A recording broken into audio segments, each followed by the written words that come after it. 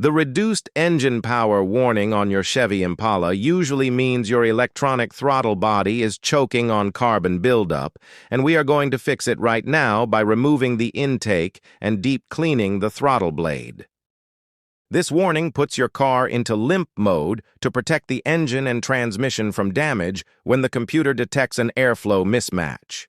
The throttle position sensor gets confused because the butterfly valve cannot close perfectly due to sticky black carbon deposits around the edges.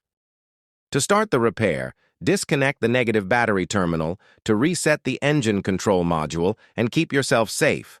Loosen the hose clamp on the main air intake tube and pull it completely off the throttle body so you have clear access to the metal valve inside. Spray a dedicated throttle body cleaner directly onto a clean microfiber towel rather than spraying it straight into the engine.